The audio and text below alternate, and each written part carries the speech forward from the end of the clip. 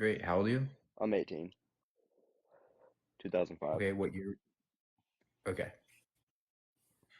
What Um, do you got? so I do have an example of something that's not physical that we know is real. Okay. That would be our minds. Yeah, I mean, the mind is an emergent property of the brain as far as we can see. The mind is just the electrochemical impulses that are moving throughout your neurons and your synapses in the brain. Um, it's an emergent phenomenon, still physical. So you don't believe in like love or anything, No, love is a physical phenomenon too, but it's a process, a specific process in the brain. but if you wait 1 second, let me think. I gotta work it all together. Okay, if reality is um created or not created, but it's made up of matter and energy, Right. then love can't exist because it would just be chemicals flowing through our brain. Love is the byproduct of specific chemicals in the brain, like dopamine, oxytocin, serotonin. These specific chemicals, and in regards to certain regions of the brain, like the limbic system, yield what love is. What we experience is love. Love, as we experience, is just those emotions in the brain. They're not caused by anything non-physical. They're still physical.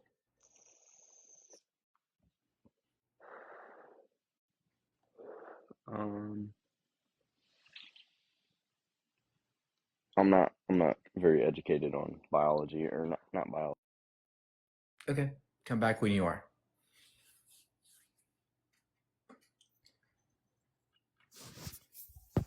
Hello? You're a nigger.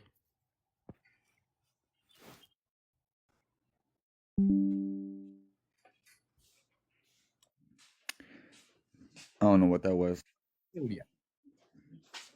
but moving on amicably. So look, man, the most important thing that is in my reality, right, is that I'm not God, right? What do you mean by God? That's just a word, Exactly. right? So What I'm is your not the argument today? architect of this program. I'm not the programmer. I'm not the artist.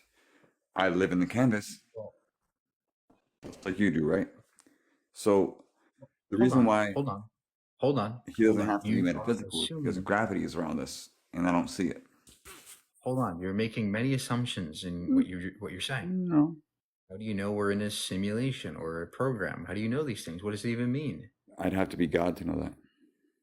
What do you mean by God? You keep using these ambiguous words.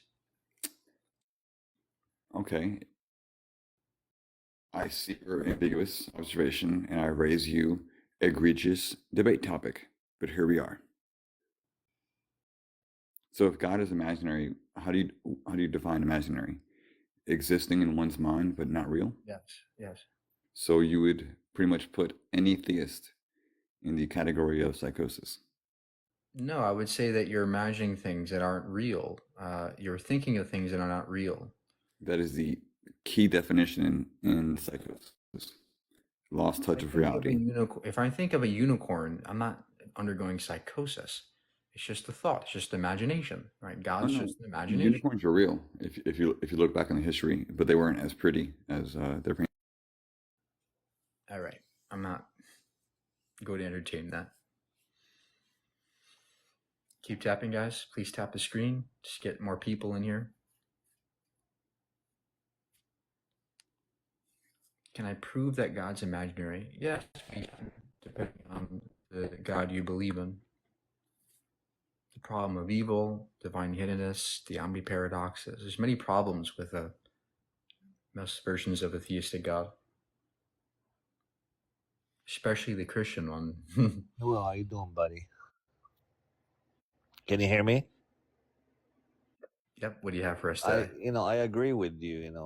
I've been trying. been trying to tell this to people, and they turn. I'm looking for people who disagree. I understand, But thank but you. my question is, how can you why these people are convinced that God is real?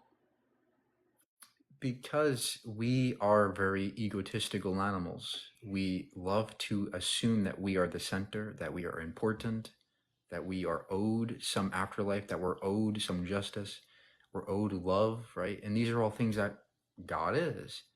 We pretend that there's a man or a being who cares about us because it feels good to us. It's a feeling, it's a comfort mechanism, and nothing more. You're right. But my thing is, whenever I try to ask people prove God, they start scripture. They're trying to prove my point. I'm like, who was all these stories, and you believe in God? You have to do research outside that box. You know, all because ABC told you God exists. You're not gonna go and believe ABC. Right. I think that's Yeah, thank you. Let's get the next guy in here, though, so we get some opposition. Hey, Mike, what's up? Hi, how are you? Good. I just want to ask, why'd you run away last time from our discussion? I don't remember you, but go ahead. What do you have for us today? Yeah, you ran away. You lied to the people and said about the definition of what the Big Bang was. The Big Bang is merely the expansion of space-time, and that's all. That's all. So does it come from, at a point of singularity? No, that's debated. Singularity is something that most scientists no longer adhere to. And by the way, the Big Bang has no implications of a singularity necessarily. So you talk out of your butt? The Big Bang is merely what happened after that so-called singularity, not what happened before it. That's something not even inside the Big Bang model. The Big Bang is the moment of combustion, right? That's the moment of everything that occurred. It's a point of singularity. It's a single point that, according to what scientists say, the Big Bang was it was a very infinitely hot, dense area traveling at unimaginable speeds that caused an explosion, right? No, there was no combustion, no explosion. Yes, that's it. Dude, you're talking about your butt. You don't know what you're talking about, man. So what were the gases that were combusting? The gases that exist in this universe as it is. They didn't exist at the Big Bang. There was a quark gluon plasma, no gases. There is no room for combustion, number one. Number two, we're talking about space and time itself when we talk about the Big Bang. We're not talking about things within the universe. We're talking about the boundaries of the universe, which we have no idea are. The universe could be infinite, but the Big Bang still remained because the Big Bang has no The universe about the universe cannot be infinite, or the start of things. The universe cannot be infinite due to the fact that it's a dependent universe. That has so first of all, that has no relevance. Dependency and yes, something that is dependent cannot be infinite. It's limited. Why can't the universe be infinite? Because it's limited. That you're assuming that. No, I'm not assuming. That's a fact. Okay, how do you know the universe is bounded? Well, based on the laws of conservation of mass, that things cannot be created nor destroyed. So you're limited. What is created? Nothing's created. Exactly. It cannot be created nor destroyed. It always existed. Then you agree that the universe is always there. It was always there. No. It was created after the inception of the Big Bang. After that, it's there. You cannot create anything new, or nor can you destroy anything new. But the universe itself was not created. It was created. By who? By what? By God. And what's your evidence of that? The evidence of God? Mm-hmm. Yeah. Based on logical reasoning. It's based on miracle beliefs. Yeah. Which one would you like? Give us your best evidence of your God. Yeah. Like I said, it's based on logical reasoning that the universe conforms to a point of singularity. Okay, great. So yeah, give us the evidence that it's your God that caused it and not some kind of quantum field. A quantum field? Do you know what a quantum field is? It's a mathematical description of a energy fluctuation in a given area. No, that's not what a quantum field is. Stop talking out of your butt, Mike. You don't know what you're talking about, man. Stop acting like you're a scientist. So tell me then, sir, What's a potential energy wave function? You're lagging. Do you know do you know what a potential energy function is? Your internet is bad. You're lagging. I can't hear. What'd you say? Do you know what a potential energy wave function is? A potential energy wave function? I'll tell you what it is. A potential, it's pretty much essentially, it's a energy that's possessed by a body relative to its position,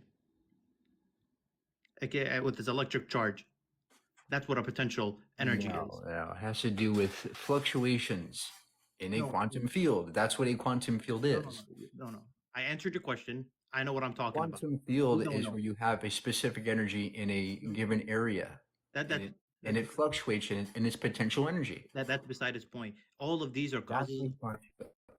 No. Sir, I don't think you understand what you're saying No, here. I know what I'm saying. What I'm saying, you don't understand what you're saying is we came from a point of singularity. That's where the universe expanded from, right? Before that, there was no point where the universe expanded from. Yes, the universe is expanding at all points. There's no one moment or one point in the universe where things come from. The universe is expanding, therefore, that it must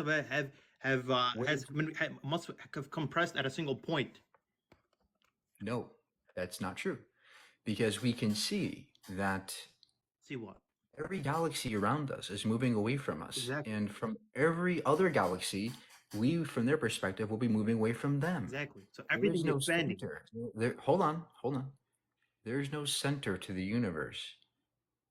There is no center to the expansion. Expansion is happening everywhere at all points. So from everybody's perspective within the universe, they would see the same expansion. Dude, the universe is stretching apart at all points, and that's the Big Bang. No, you're misunderstanding. It's not a like you can say like the sun is the center of our solar system, right? Then we say, oh yeah, we all came from the sun. No, that's not what it is, right? The universe is expanding, but it doesn't mean necessarily that physically it comes back to a single point. I'm talking to you from a cause and effect relationship, right? What caused this universe to keep expanding and expanding and expanding, right? If you follow that argument, it's the vacuum energy. That's what it seems to be. Vacuum energy, not God. If you follow that argument, wait a minute. If you follow that, sir, you're going off a track now. What is the evidence for your God?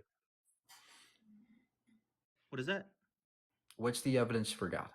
Like I told you, the evidence of God is the creation that he created he must be an intelligent creator, right? The universe as it is very intelligently designed. Therefore, it must be an intelligent creator. Okay, great. So what exactly is intelligently designed about our breathing hole? We only have one. Why do people choke to death on their food if God is so intelligent? Okay. No intelligent designer would ever design such a disgusting thing. Dude, how about allergies? Why do our immune systems attack ourselves? That's how you don't. That's how you know. That's how you know we have no understanding of the biological system that the human body is. The way that it functions, the way it breathes, the way it pumps blood, the way it can handle all sorts of extremely flawed, sir. People have heart attacks all the time. Yes. How is that intelligently designed? That's the point, because humans are not meant to live an infinite lifetime. They will die.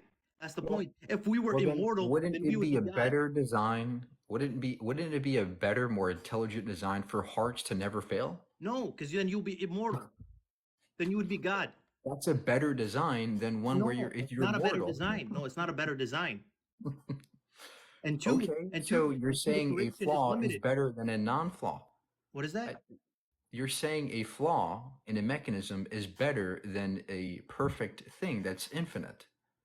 We are not infinite. That's the point. We are dependent. What point do you understand in that? Then why did God make this then? Why did he make a flawed universe where we have one hole to eat and breathe from, where we choke to death on our food? Why did he make allergies? Why did he make autoimmune diseases? Why did he make cancer? Because he's a creator and he allowed life to exist, right? These things that happen is based off of interactions between humans that he granted you free will. For example, certain genetic mutations that occur, that is because God granted you the ability to mate with other life, right? There's some. You're There's saying some, that God caused genetic mutations which render people, like their skin, being able to burn off every day. Some people's skin are so inflamed that they are in constant agony every day. And God designed that? God designed life, right? He allowed these things to come into existence, right? And he allowed us, the intelligent mind, Sure. to find cures to these to these diseases, cures to these illnesses. Okay, so you're saying God designed people to live in agony. No, you gotta understand. God created trials. He created life not to be something easy, not to Sure. be something. If it was something Sure. to be, Sure. if something is to be easy, right? Then God would never have created us. Because Sir, did God design cancer? yes, yes, Okay, it's so a trial. why does God give babies cancer? It's a trial for their parents. It's a test for them to experience it and see if they will be still devout. Because that baby is granted heaven anyways. That baby doesn't remember any of this. That baby doesn't So remember. so what's the point of giving Do you remember as a people baby being sick, cancer? Mike? Sir, please listen. As a What baby, is do the you point remember of being sick? God giving babies cancer Do you remember being when sick? they're never going to learn anything from that? Mike, as a baby, do you remember you were being sick? No, No, look, but were that's you? not the point. But Why would answer my God question. give Answer my babies question. cancer when Were they themselves have nothing were to you? learn about? Were you? Do you? Were you ever sick as a baby? Answer is yes. Do you remember that? No. For God put a blanket over your head, and that trial is for His parents to see if they will continue to vow themselves to God. Why doesn't God give this test to every parent? Because everybody has a different trial in life. Some people's Why?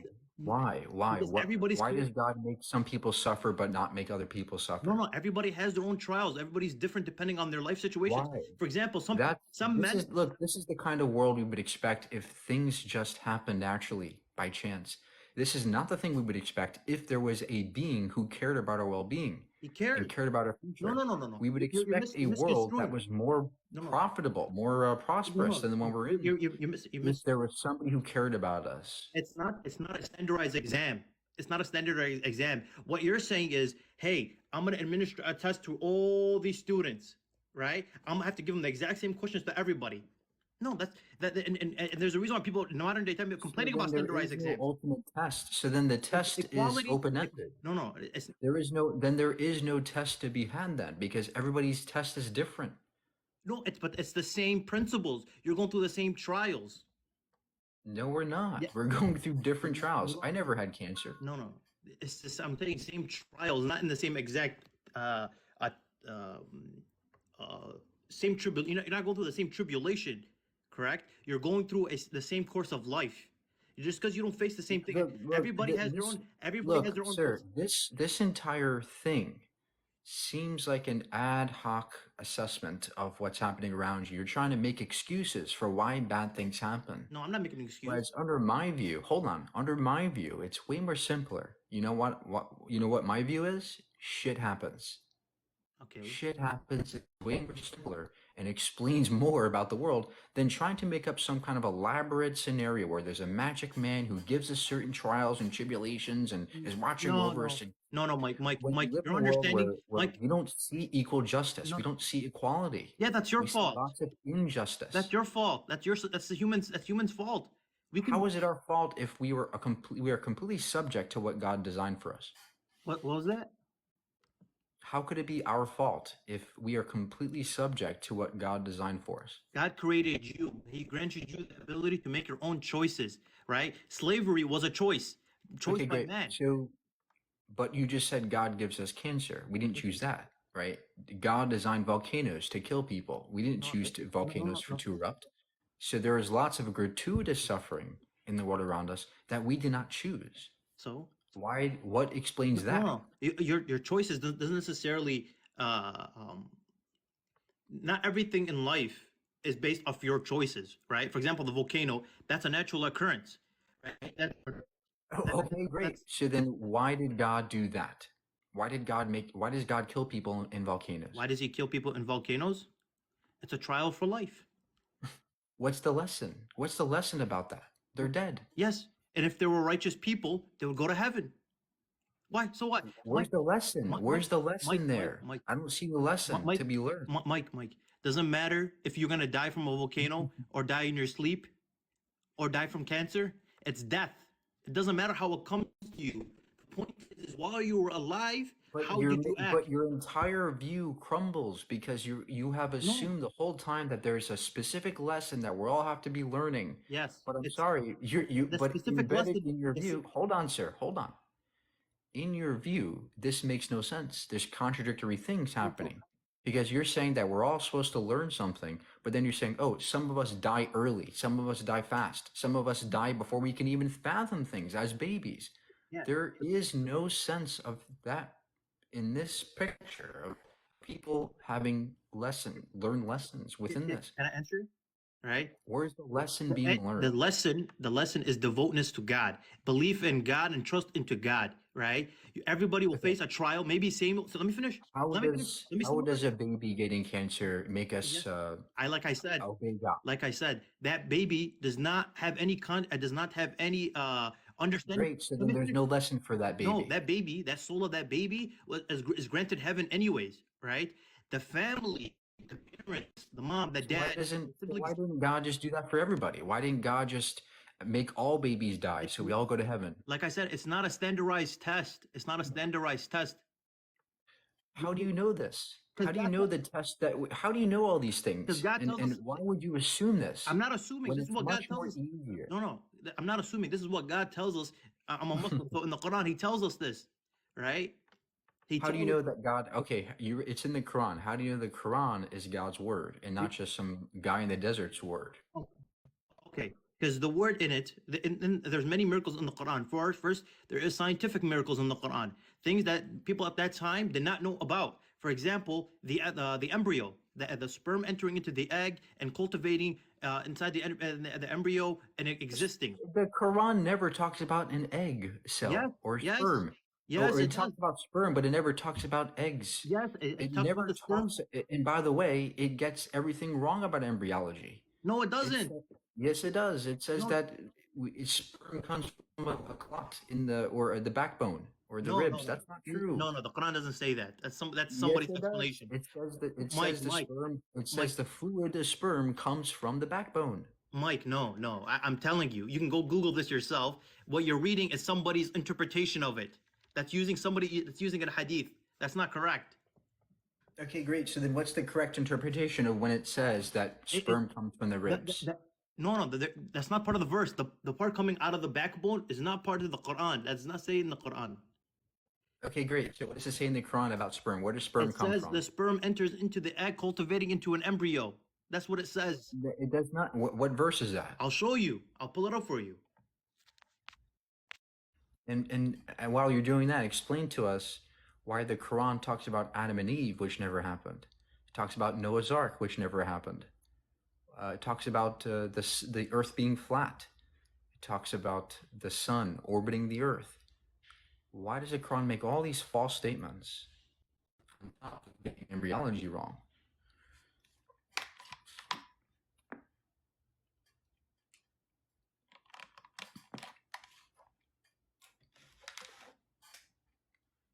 Okay, it's chapter 23, verses 12 through 14.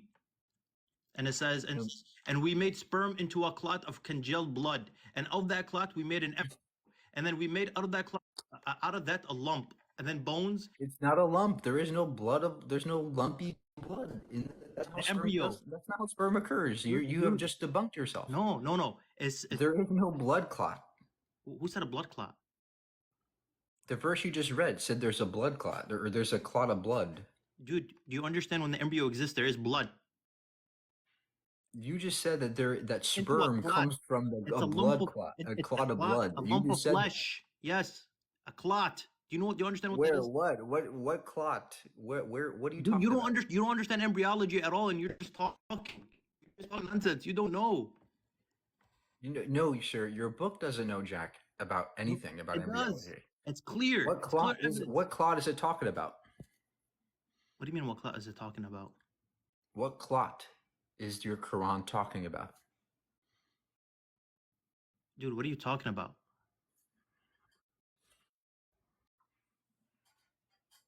Next. Yo. Hey, what do you got for us today? Like you you don't believe in God and all, and that's fine. But there is a lot of evidence to point to the fact that, how precious life is just on Earth. Like if greenhouse gases are off a little bit of carbon, if, the Earth rotates a little slower, we'd all be dead. Like there would not be a chance at life. That's an insanely... There would be no chance of our life. There would be possibly a chance of other types of life, right? You're excluding all possible types of life that could exist under different parameters than we exist within. Why? Why do you assume that we are special in terms of life? What we are special life? Why? Well, absolutely. That's the thing with all these wonderful, powerful telescopes. We've never found any life. I mean, and they all have tons of different variables and parameters to, allow those things. But yet we've only seen us. We do not have the ability to look at life yet in terms of, the size of the universe. There are more stars in the universe than grains of sand on all the beaches of the earth combined. And there are more planets than stars. So saying we haven't looked at life yet is like saying, let me take a cup of water from the ocean. I don't see any fish in here. There must not be no fish in the ocean. That's what you're doing. No, There could be tons of life out there. There could be tons of life in different scenarios and different parameters. Why do you assume it exists out there? I'm not saying it can. I'm just saying that you would think with how much we've observed, which again, there is a ton out there. Like you said, I'm not arguing that point. A drop in the bucket, a drop I'm in not the arguing ocean. that point. I'm saying that we simply haven't seen anything or known anything or got anything back from all the different ways we've observed the universe. And it's we have barely, look, my point, you're not absorbing my point. We have barely looked anywhere in the universe yet. We've barely even seen. I agree. I agree. And I'm just saying that to me, it just points, like there's so many, famous scientists that even believed in God. And I don't care about people who believe in God. I care about evidence for God. And so far you have none. Yeah, I mean, the evidence is in the science. I mean, the more you read it, the more you go, man, like this doesn't feel like chance. This feels like design. Well, what are the chances of God existing? I mean, it feels like 100% with what we see. Okay, great. So if you say that the chance of God is 100%, why can't we say the chance of our universe is 100%? Do I now say that one more time? So sorry. If you get to automatically say the chance of God is 100%, why can't we say the chance of the universe is 100%? I'm not arguing that you have that right to that opinion. It seems like it takes more effort to go, yeah, I believe it came from nothing, than go, yeah, man, like there's, like where did all this come from? Where did the matter come from? You know what I mean? Well, maybe it was always there. Where did God come from? I can ask the same question to you. Where did God come from? Well, he's all powerful, then he's always been, and he always will be. Then why can't we say the universe was always there? Look, I'm not arguing that. I'm arguing the fact that it just doesn't point to like anything, and that maybe we're coming to the same conclusion but different ways. We don't know. And what you're doing, which I would say is incorrect, is you're assuming that there has to be somebody doing this, when maybe we live in a universe that is not controlled by some person, but just is, and perhaps necessarily is this way, or by chance. We don't know. The point is, adding God to the equation, or adding a magic man, does nothing for you. It does not increase any of our knowledge about the world around us by simply saying God did it. I think we're doing a very disservice to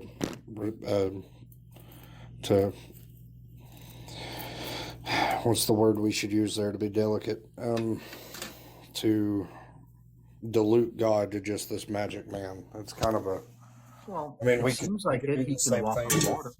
We can do the same thing in science, Well, you believe that a guy walked on water, was born of a virgin, rose from the dead like a zombie.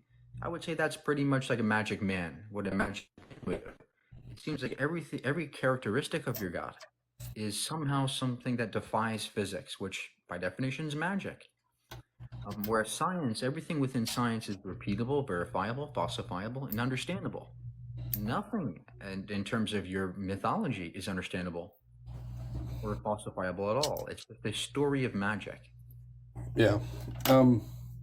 Well, I do, I mean, I guess we could always point to, science is always discovering more and then saying, like, oops, sorry, we got this wrong, years and years later. Like, that, like, forever, they were like, forever, they were like, carbon dating is perfect science. And I was like, hey, man, is it though? Like, this has not been around that long. Nobody ever said it's perfect. Nobody ever has said that. But more importantly, science always self-improves. It always gets better as we learn more about the universe. Whereas religion will always be wrong because it never changes. It never adapts to new information. And will always be incorrect. Science will always get better. Yeah, science does always get better. I'm not arguing that with you at all, but I also religion will don't always see be wrong. I don't see why they can't coexist. Because like a lot of like another thing is, I don't see why they can't coexist for the simple fact of like, you'll have like studies that come out about, like a lot of scientists now believe that hey, there probably was a great flood, and it's, well, yeah, there probably was because it did happen. Give me one piece of data that demonstrates there is a flood globally. Sediment layers that they've discovered that they say, yeah, this points to like a washing or a great flood. Well, I'm sorry, sir. Floods occur all the time. I don't disagree. We're talking about a global flood for which there is no evidence. If there was a global flood, we would observe a homogeneous layer in the geological strata. We don't see that. We see something vastly different. We would also never see salt plains or, like in Nevada or in Western U.S., we would never see these types of plains, which have never seen rain or water for thousands, even millions of years. We would never see those things if there was a global flood. We would never see penguins in Antarctica. We would never see kangaroos in Australia. How do they get from, Mount Ararat to these islands? How is it possible if there was a global flood? 6,000 years ago. It makes no sense. And where did the water go? Well, we know that there's huge bodies of water underground right now. I mean, that's pretty. But not enough to cover mountains. The Bible says the boat landed on top of a 7,000-foot mountain. That's almost 2 miles of water globally. That's a tremendous amount of water, which I guarantee was not inside the earth. But more importantly, you have not explained anything. You have not any evidence of a flood yet. Yeah, and I need to listen. I'll be honest with you. I need to do more research on that to be able to argue that point, and that's piss poor of me to bring it up and not. Great. Well, I'm glad you're honest in that point. Absolutely. I mean, look, if I don't have the answers, I'm not going to sit here and, say, oh, well, people have done it. It's like, well, I can't cite you them, but I can cite you other things. You seem to be doing that for the rest of your claims, but I would love to see any evidence of God. If not, kindly, let's move on.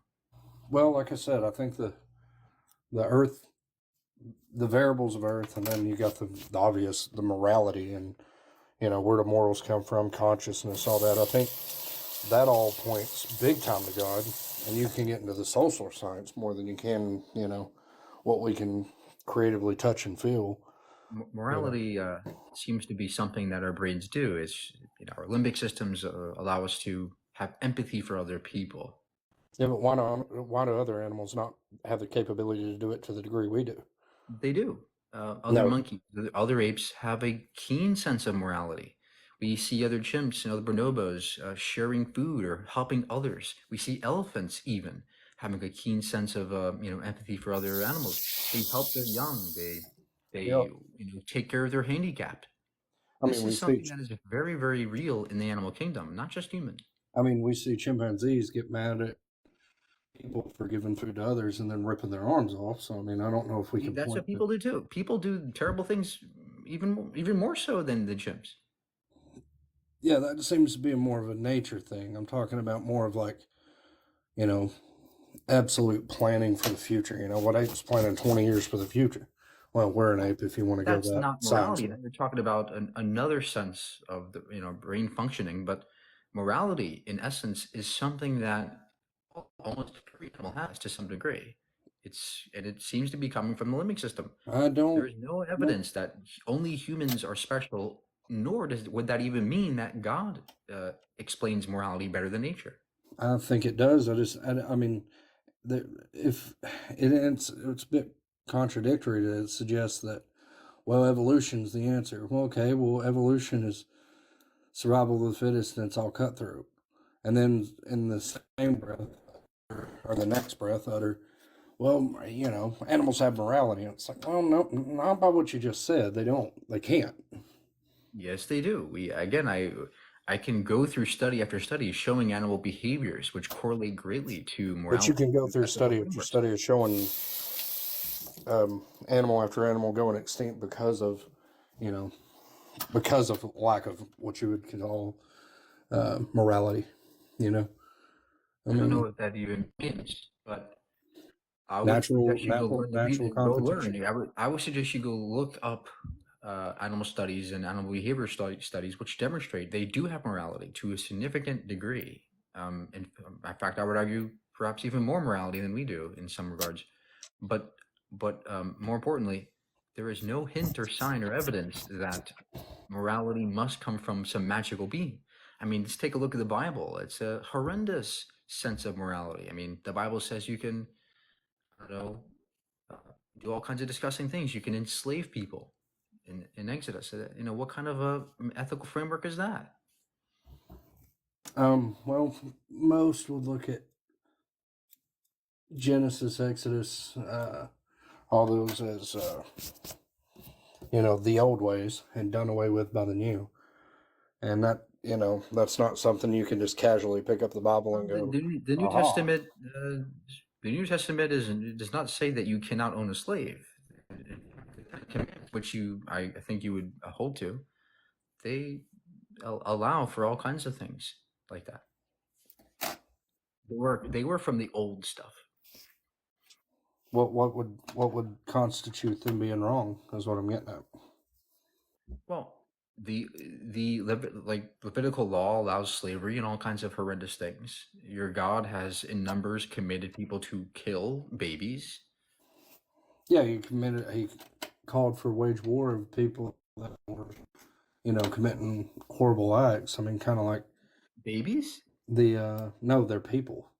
They're people. No, again, in Numbers 31, your God commands the death of The babies. God, the God. It's not my God. There's no evidence for it. It's the God of your book. Right, Now, it's the can you God. please address what I'm telling you? Because this is very Yeah, I'm important, trying. sir. I'm Your trying. God, do you think it's okay to kill babies? No, but God Then why ordered does it your because God, with the authority of he was morality, allow this? was purging the land. That wasn't a morality complex at that point. That was killing off an ideology. Sir, there were babies. Look, I know it's brutal and harsh, but the Bible, the Old Testament, held, you know, held See, super how do strict you law not see how do you not see the contradiction here? because You you, in one breath you just said that your morality that you have morality because of of your God. Well, how can you possibly say that killing babies is wrong and when your God commands it, all of a sudden it's as okay? one, I didn't kill the babies. Two, I don't have the Wow. audacity or the power to go. Um, I am the Alpha, the Omega, so I make the decision to take a life or end a life. And three, So you think under certain contexts it's okay to kill I babies? think that it is not, that it was deemed by God to do it because it was the Old Testament and that was the way it was done before his Well, it was sacrifice. the Old Testament, but your God, would that make your God evil? Wouldn't it? Because he literally murdered babies? No, it means that the ultimate sacrifice hadn't been made yet. Therefore, there was customs and Okay, order to follow. so are we supposed to follow God for our morality? Yeah, but what you're doing is being very lazy towards Okay, great. the So doctrine. if we're supposed to follow God and Mhm. your God kills babies, See, are we you, supposed you to kill keep going on babies? the baby thing, but you don't want to address the other side of it, which is why that was happening.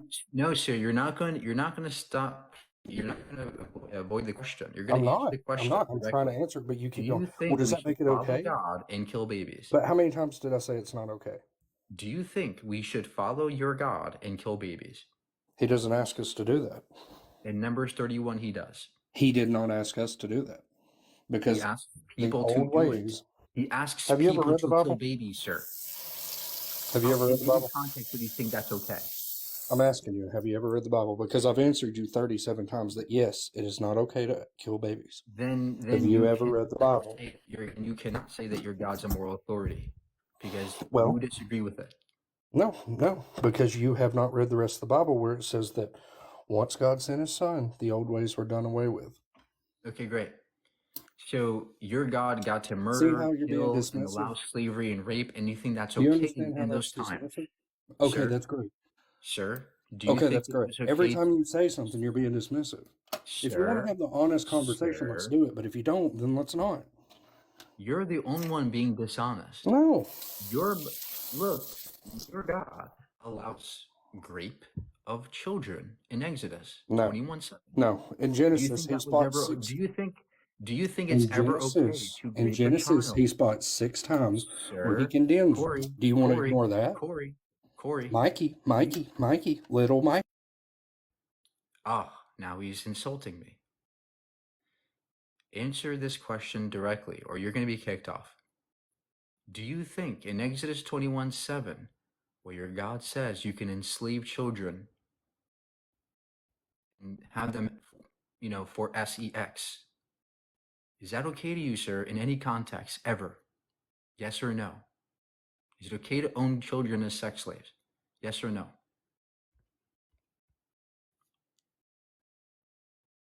Please unmute yourself. Myself, that must have been you. I said, can you say that last part again? Do you think it's ever okay to enslave children for sex? Oh. No? Great. So then why does your God allow it? Because he doesn't.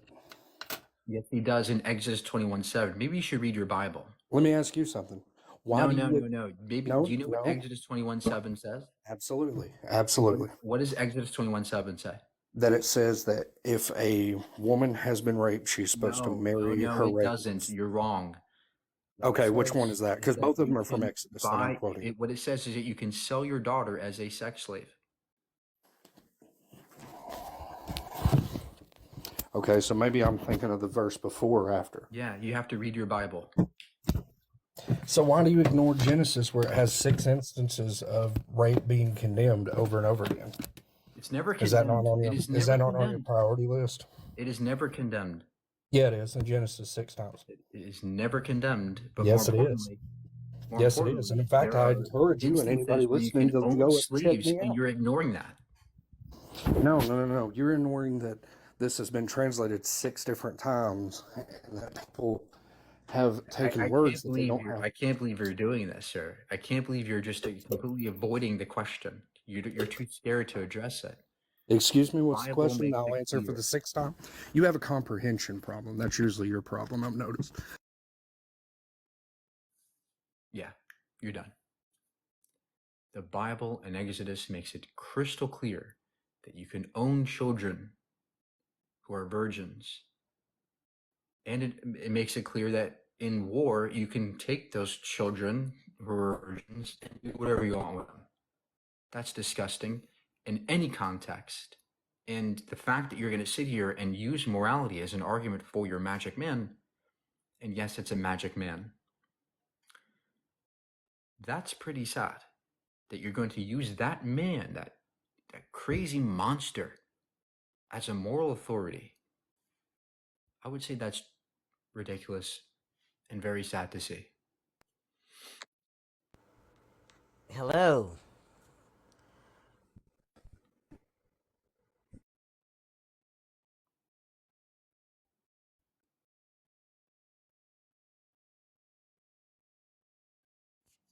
Keep tapping, guys, and please subscribe to the YouTube for all my debates up there. Hey, what do you got? Hey, what's up? What do you got? Can you hear me? Oh, okay. So the subject is God is imaginary. Can you prove me wrong, right? So, I don't personally believe in the religious version of God, but from what I'm looking at, um, the entire reality is pretty much shows that there has to be an origin, right? It doesn't have to be a good or a bad origin. No, Something has I don't see. to No, I come don't from see a reason somewhere, why. because that's the basic principle of creation, right? Well, who said there's a creation? That's your opinion. Well, everything in our existence kind of proves it, like birth, giving birth, stuff like that. But Things come from Everything comes from an origin, right? then where did So God come that from? kind of Then like proves where did that God? there Then where is a did deity Sarah, please, where did mhm, God come from? outside of our existence. Whatever is the origin of our existence will be that thing that we call God. You can believe it's a good God or a bad God or But whatever don't you it see is, the but problem? Look, that's what it is, right? don't you see the problem here? You're just kicking the can down the road, and you're special pleading. You're saying, well, there's a God who's the origin, but he doesn't have an origin. Well, why can't we say that for the universe? Maybe the No, universe is all there is, and there is no origin to it. Why must you incorporate a God? Why? because everything around us kind of like shows the basic principle of what the creation is, right? You're not answering the question. Look, the question is why must there be a God to explain the origin? Why can't the universe itself be the origin or the everything there is? Why does there have to be something more outside the universe? Why? Well, like I was saying, it's just the logic we grab from like what we see around us, right? It's like a video game. Like a game can just exist on its own. There has to be a video game creator, right? Right, but who created the God, right? The problem Well, remains. Who is God? here's the argument for that. So creation started with God, so the power of creation started with that deity. So Great. So anything why can't we outside just why creation is can't we he's a look creator, he's not a creation. So anything his existence or whatever its origin or its nature or whatever is outside the boundaries of creation. So there will be something beyond our understanding because we are just limited within the then existence of within creation. why why do you have to even add God? Why can't we just stop at the universe and say the universe is always there? Why do you need a creator for the universe, but you don't need a creator for the God? Why? Well, it's our curiosity, right? We try to understand everything, No, so we try to you're not, understand why the look, universe exists, right? you're not answering the question, right? We don't have to. We can, but we don't have to, right? So you concede that we don't need God, right? Well, we don't technically need it in our existence, but it doesn't mean that it doesn't exist, right? Okay, great. So we don't need The God source to of creation doesn't doesn't exist. need to exist. Doesn't So then we're left with a possible plot. The universe is all there is. So now your job is to get us evidence that God is the origin and not just the universe itself. Well, technically speaking, it's just basically the proof we use is usually within the realm of existence. It's like, oh, everything in this reality has some form of origin. That's We're going in circles. How does the body heal itself? T cells in the immune system, white blood cells. Your body's constantly reproducing cells. Your cells are always being produced in your body. That's why it heals. Has nothing to do with the magic god or religion.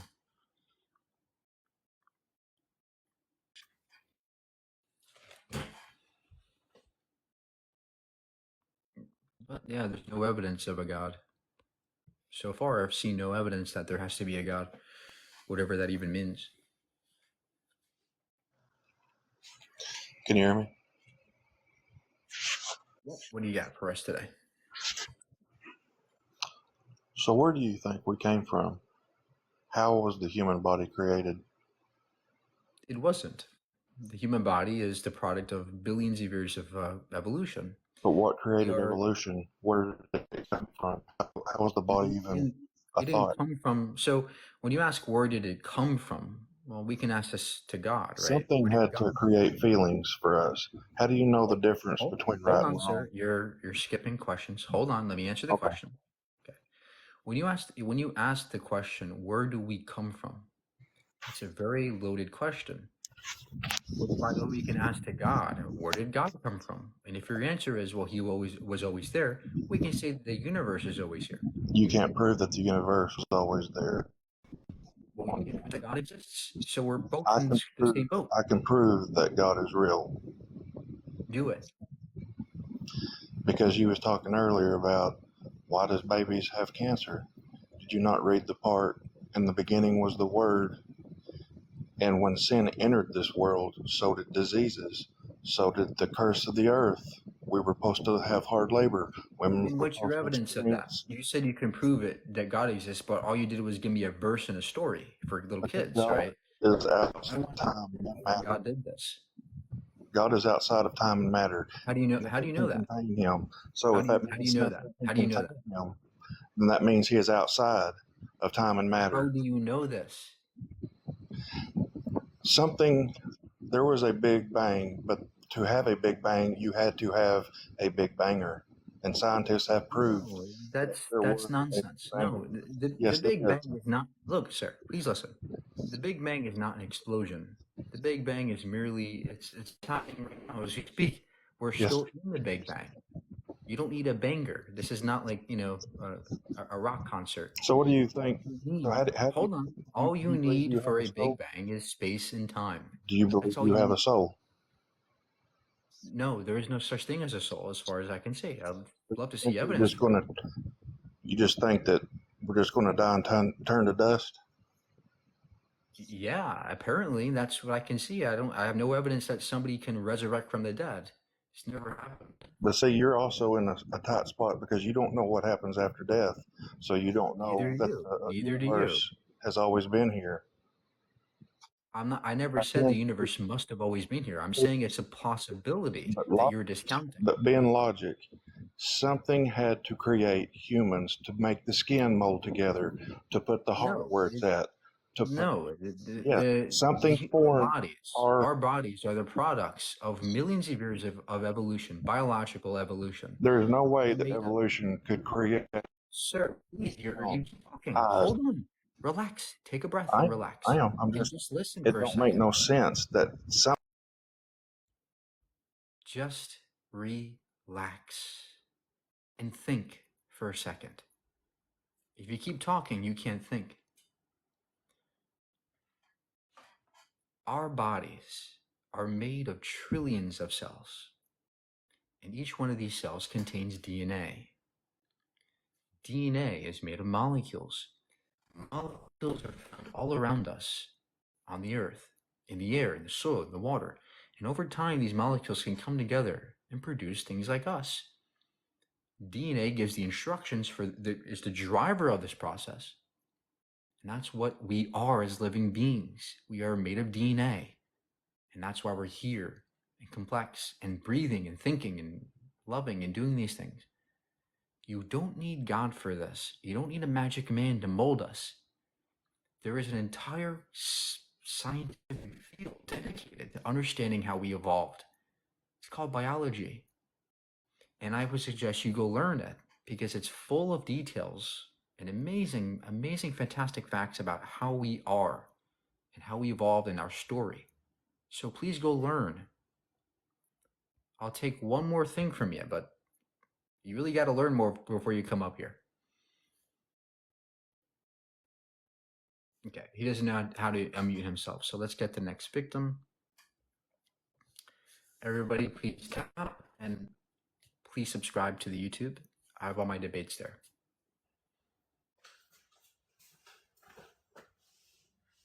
Hello. Nat?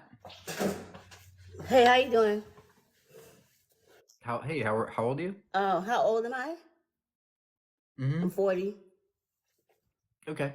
Basic. And what do you have for us today? Well, I'm on your side. I mean, I'm on the logic side. Basically, what I'm trying to say is that I want to ask. The Bible is only 2,000 years old, so Okay. God, Jesus, only is Thank, basically. thank you so much, Nat. Thank you. But I want to get people who oppose. Hey, hello. Hey, what do you got? Hey, so I heard you saying that the universe was always there. No, it could have always been there. It's a possibility. Okay, so you don't know that the universe was always there. Nobody knows. Nobody knows. Especially not you. Okay, And so nobody knows. we can logically surmise that every creation has to have a creator. Well, what's a creation? Who know? What do you? How do you know this is creation in the first you place? were saying earlier that space and time had to have, it could have just always been there. That doesn't make any sense. Why not? Why doesn't it make sense? In our observable universe, can you name one thing that is just there without a creation? Name me one thing in our universe that's just there. It will be everything, right? The idea is that everything was always there. Hang on. Give me a second. So your argument is this. Oh, religious people are dumb because you guys think push. No. I never said God just came out of nowhere. Never said that. Well, you're saying push. Everything just came out of nowhere. No. Isn't that ironic, sir? There. It was always there. It didn't come from nowhere. It was always there. Right. So nobody believes that God didn't come from nowhere. We believe that God is self-sufficient. Can you name me one thing in this universe that's self-sufficient? The universe. Okay. So then the universe being self-sufficient, which by the way, you just contradicted yourself. You said that we don't know if the universe was always there. Well, look, we're talking about logical possibilities, right? That's not a logical possibility. Why is it impossible because that the universe is infinite? You can't point out one thing in our universe that is self-sufficient. That's irrelevant. Yes, it is. I'm asking you, why is it impossible that the universe... Hold on, please listen. Why is it impossible that the universe is infinite? Because you can't name me one thing. No, that doesn't mean it's impossible. Based off no evidence. No. You're making a claim based off no evidence. We're talking about possibilities, not facts. Right. So what's the possibility then? Hold on, sir. Hold on. Relax.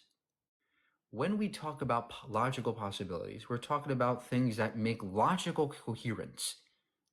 That we can imagine it. We can conceive of these things logically. It doesn't define any laws of logic. Yes, it does. So, because nothing like it exists. Hold on. If you're gonna say that the universe is impossible to be self-sufficient or infinite, it is your job to demonstrate the logical contradiction. Bro, you're the one. Yeah, I am. Point out the logical contradiction. I am. So you're saying that the universe was always there, right? It's a possibility. Okay, it's a possibility. How is it a possibility when you have no evidence to back up your claim? You can't name me one thing in the universe that is was it possible? Just there. Look, let me state this way. Oh, stop stuttering. Let me say this. Using the same exact. Hold on. Relax. Dang, God came out of nowhere. What the? Look. I know you guys want to come up here and beat the atheist, but just listen. Do you think that aliens are possible? Of course. But do you have evidence of aliens? No, but just because I don't have evidence of aliens doesn't mean that it's impossible. Exactly, just like the universe. I don't need evidence that the universe is infinite. You can't name me one thing. Okay. It's a possibility. You want to know why aliens are a possibility? Do you want to know why? Because scientists have literally observed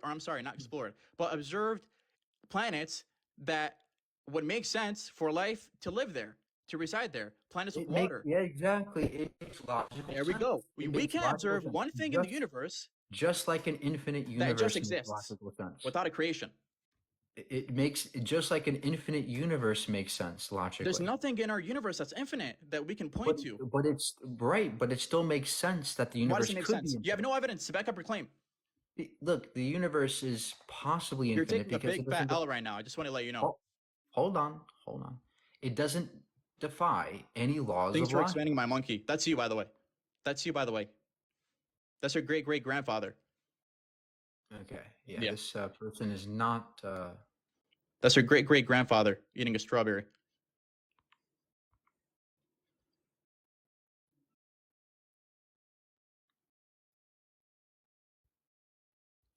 Look, guys, I know you want to come up here and defeat the atheist, and you think you have something good, but he was not listening to what I was saying. When we talk about possibilities, we don't need evidence or facts to prove it. We need logic, and that's it.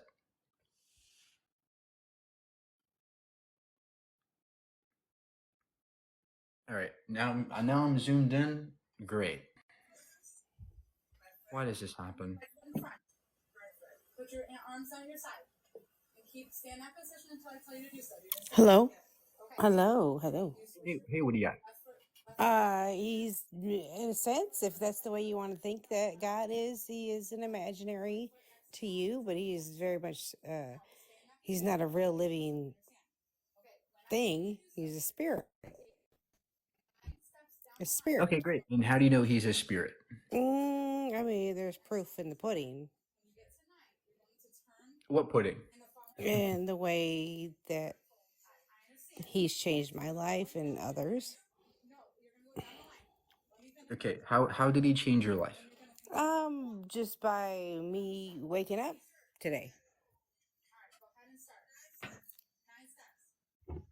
Okay. Yeah, that sounds sorry, don't it? Just because you wake up in the morning doesn't mean God has to exist. I don't see the connection. What do you mean by There's saying, another possibility. What's the other possibility then? That you woke up because of some cellular process, some biological process, not because of a magic man. Okay. Go on. Great. So what is your evidence of a God? Okay, do not move from that position until I tell you to do so. Do you understand? Yes. Okay. So when I tell you to do so, you're going to live. Okay. Let's get the next victim. Thank you guys for tapping the screen, and thank you for subscribing to the YouTube. We have lots of videos, science, all my debates there. Go check it out. So, do you not believe in the Big Bang? The Big Bang is a good model, yes. I mean, it's a pretty good model. Like it's well backed. I'd argue it's a more solid science than evolution. Evolution is separate from, well, first of all, evolution is a fact. It's something we directly observe in our DNA. The Big Bang has nothing to do with evolution. They're separate topics. They are separate topics. It's just striking to me, like definitely saying evolution is a fact, but then saying, oh, the Big Bang is just a good model. Like science has been very tight-fisted about the Big Bang being pretty much the truth, pretty much a fact. No, the Big Bang has always been a model. It's always been a theory. It's never been a fact necessarily. I mean, that's the same with there evolution. are some aspects. Hold on. There are some aspects of the Big Bang that are facts. We know the Big Bang happened. We just don't know the exact mechanism. Evolution is different in the sense that evolution is observable, and the mechanism of evolution is natural selection. But what's your point here? Well, I think you just said it. We do know the Big Bang happened, but we don't know how it happened. Yeah, because my point was it was confusing that you wouldn't believe in the Big Bang to me, I guess. I don't believe in the Big Bang. The Big Bang is a model that we adhere to if there's enough evidence to warrant that belief or that theory being true or good. We don't believe in things. We look at the evidence and see if it correlates to reality. And the best model wins. The Big Bang is the best model by far of how the universe expanded and the evolution of the universe itself. But again, what is your point here? What are you an atheist or are you a theist? Yeah, so the point was in an earlier I'm a theist. In an earlier conversation, I think it's just not being able to accept the whole, if God had existed forever, why not the universe? And to me the answer seems pretty simple, because the universe is material.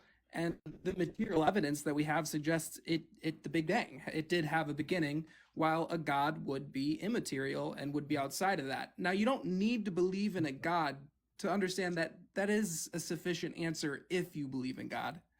The Big Bang is not the beginning. It's the beginning of our universe. No, it's not the beginning necessarily. The Big Bang is just the expansion of the already existing universe. It's not the beginning. But even if it was the beginning, it doesn't mean God had to do it. There are good explanations for how the Big Bang could have been driven through quantum fluctuations. You never have to invoke a God. Well, no, you don't have to. And I mean, saying the Big Bang is not the beginning, I would definitely argue it's the beginning of something. It's the beginning of our universe, with the entirety of the universe in literally a mathematical point, which is no space at all, really. Okay, And even if I and granted that you that, look, I can grant you that, but it still doesn't get you closer to God. Just because there was a beginning doesn't mean God did it, So, right? but why can't you grant previous guests that it's perfectly okay to say if your God is outside of the material world, then that's fine that they don't have a beginning. It's not like that doesn't make sense. Well, the problem is that God is ill-defined. What is it? What do you even mean by beyond material? That doesn't make any sense. These are ill-defined words. God is ambiguous. What does it mean? So God can be ill-defined, that's fine, but the universe is not ill-defined. So the point I'm making, if one can say God has existed forever, I don't think you can say, well, then I can say the universe has existed forever, because the universe is material and the evidence suggests otherwise. What's an immaterial? There's no such thing as an immaterial. We don't. You Where's the don't believe in it, contrast? and that's fine. And because you don't believe in it, whatever No, that it's not that ill-defined I thing don't is. believe in it. It's that it doesn't even make logical sense. It's not a coherent thing. What's an immaterial? What does that even mean? Well, I think most people on planet Earth are able to grasp it, even if they disagree with it. Something outside of the material world. And there's no examples of that. It just means nothing. It's If like you have no dark matter. example We of it, don't know what it is. dark matter is a material thing, We don't know what it is. but we know it's matter. That's why it's called dark matter. It's material. That's why I said it's like dark matter. But it's not, allegory, because matter is simile. material and immaterial is not material, right? So again, this is why you have a problem with invoking immaterialness or beyond the physical or supernatural. These are very ill-defined things. That's This not is really why what I have I'm a doing. problem. What I'm doing is pointing out I don't understand how the universe could have existed forever is a counterpoint to someone saying God existed forever, because the universe probably did not exist forever. We don't know that. It's possible that it always was here, but again, Almost if you're definitely going not to see, possible that look, it always was the here. entire point of why I invoke this is because if the theist is going to simply special plead for some kind of God and say he was always there, but the universe needs a creation, well, I'm saying I can use the logic in reverse and just simply say the universe is always here, right? That's the point here, that the theist has no more explanatory power than an atheist. So what I'm That's saying why is it's a because bad the argument. theist believes in the immaterial, they do have more expendatory power. You don't, because you're a materialist. But you can't even explain what immaterial means. I don't have to. Well, that's what explanatory power means. It means you're able to use this as an explanation for something we observe. And with immaterialness, you can't, by definition. With the material world, you can't use that, or the immaterial world? The immaterial. Yeah, so I mean, let me just ask this. What about what I'm saying right now doesn't make sense, specifically? To a person who does believe in a God, the immaterial, regardless of whether you believe them, we cannot believe someone's model of thinking and still take on their model and see if they're thinking rationally. If somebody... Look, your model makes no sense to me. That's why I don't like it. It doesn't make any sense. There's no evidence for it. It's baseless nonsense to me. I don't care if you believe it. I care about the reasoning behind it, and you have none. The reasoning behind the model to believe... I mean, is Carson a child? No, I'm in my 20s. Yeah, I mean, really, what I'm saying is it is not, again, I know a lot of people who can grasp this. You seem to be the one who can't. That it just the idea of a God, the immaterial. Look, you can claim and say all day that you can grasp the immaterial, but you still have not given me any evidence or examples or any data to support your belief. I'm not saying I can grasp it. I'm saying I can grasp the possibility of it existing.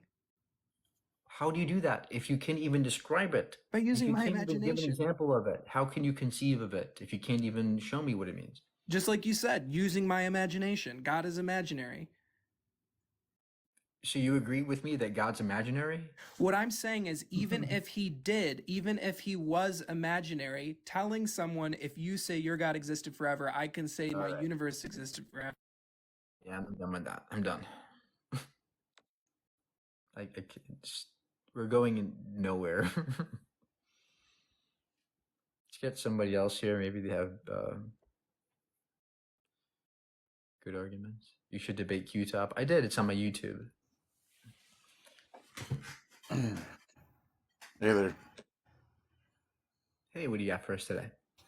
Nothing. I've been listening to it. It's really interesting to hear. There's always a pause when someone's talking about having a belief in something. I don't think having a belief in something is. The wind is imaginary. No, the wind is something we can measure. Yeah, it was good. Why don't you believe in a higher nature? How old are you? I'm 18. I was born What year were you 2005. born? What month? 10th, 29th. Wait, why is that like so? Alright, but why don't you believe in a higher nature? You say 1029. Okay. Well, I don't know what do you mean by higher nature? It's like, okay. Like, if God was real, right?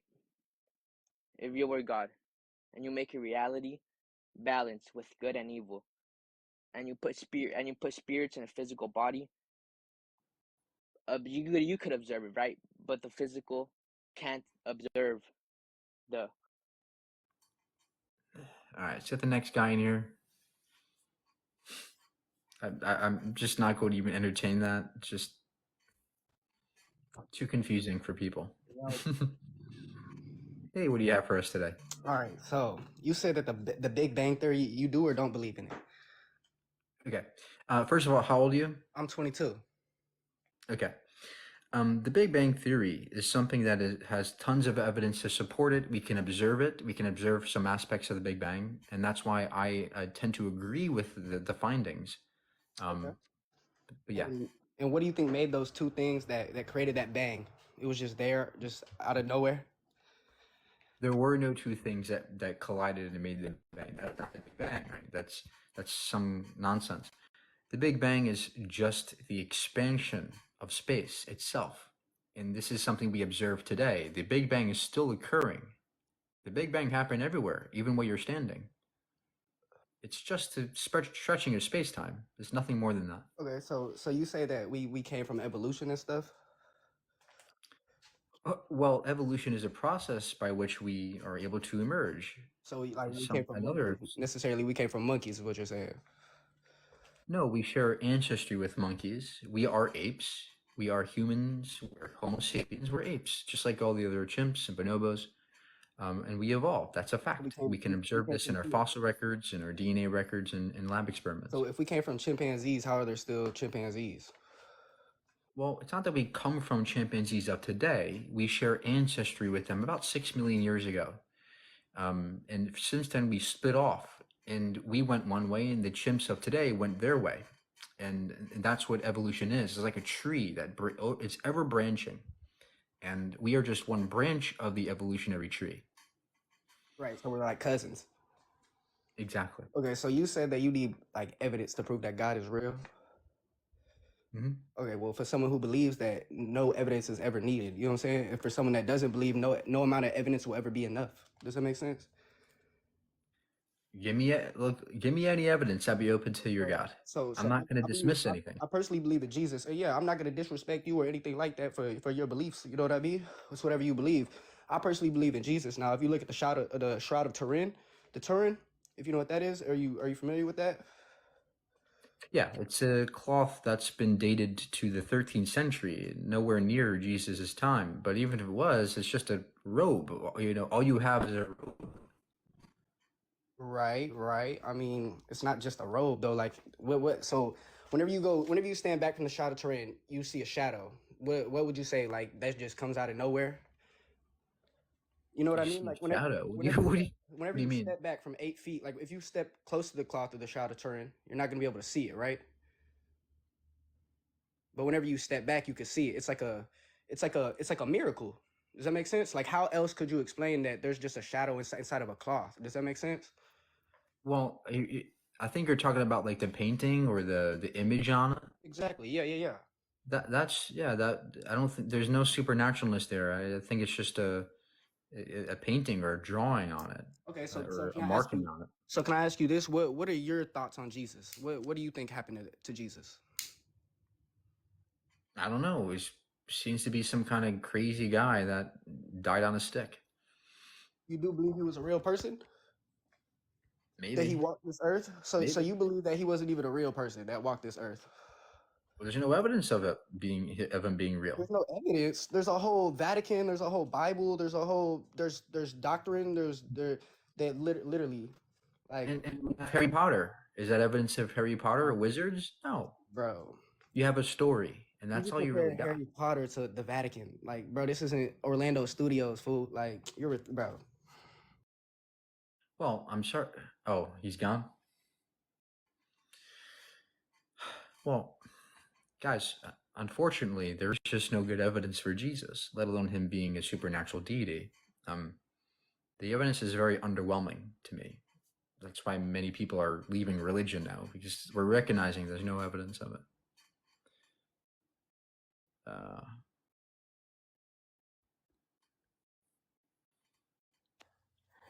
Hey man, how you doing today? Great. How are you? I'm good. I'm sorry about the guy before. Nobody that is faithful should act like that. But I believe in Noah's Ark. I believe that there's evidence. There was a whole Bible of his disciples, like that wrote a book about him. Yeah, was it messed with? Probably. But I don't think a whole book would be written and that's not evidence, you know what I mean? Like Okay, how old are you? I'm 17. But I mean that doesn't take away from my experience. Hey, what do you got for us today? Oh man. Can you hear me? Yep. What's going on? Not much. Just chilling. What do you got? So you believe that God is imaginary? Yep. How old are you? 23. Yep. I don't see any evidence for a God. Like, I'm guessing you've done your research on, like, religion or what? Yeah, I've done a bit of research. Yeah. You said you've done a bit of research, right? Mm-hmm. A bit of research, but like a bit of research doesn't mean like the full thing. Like the full thing, you haven't went to the full. Okay, great. Educate me. Go ahead, I'm educate just us. asking. I mean, look, I'm talking to you as keeping my composure as you keep your composure. You know what I'm saying? And like keyword there, whenever you say you've done a bit of research, so why not have you went to the fullest extent to figure that out? You understand what I'm saying? Well, no, I don't think anybody has. Even theologians, even biblical scholars are not I'm sorry. perfect. You said even the Look, what? look, Hello, what? look. Nobody has all the answers, but what we Okay. can do is debate as to the answers we do have. So go ahead, give us evidence of your God. Uh-huh. Well, I mean, look, man, I believe that God is real because and it's not that just like that I feel I know, you know what I'm saying? I've I've had experiences myself and you know, I'm invested in my religion and stuff like that. And I'm not going to get into the religion that I am in. You get what I'm Look, saying? just tell us how you know. How do you Well, know God's real? okay, I'll give you one thing. If you just walk out into the world, right? And you do sightseeing. No, seriously. It's not something to laugh about, man. You got to do sightseeing. I mean, do you not sit there one day by yourself and you're just like, how is this all so real? And these people and how people think and how they Hmm. see and talk. And you know what I'm saying? Like, how is it Yes. to you that God is not real? Like, we're not just here by no reason. Like, this is too real. Like, I'm on this live with you, man. Like, there's no way this is a joke. Yes. Look, I You see what I'm have saying? these existential questions too. These are great questions to ask. What is this? What is reality? Why are we here? What is the purpose? And these are great questions. But the problem is that maybe some of these questions are malformed because we're assuming there has to be somebody doing this or somebody behind this. Behind the world and life? Right. You're assuming that. No. Maybe things just are, and we are here experiencing things for this temporary moment, not because of somebody putting us here, but because we're here by chance. We're here by And chance. it's amazing, and it amazes me deeply Mhm. that we exist, and it's mind-boggling how amazing and intricate the world is. But it doesn't mean that there is a person or an agency or deity in charge of this. I think that that's a very egotistical thing to invoke. I rather look at the evidence before I say things like that. How was That's that why I'm here. egotistical though? So you're saying by somebody believing that God is real and while we're all here, you're saying that's egotistical?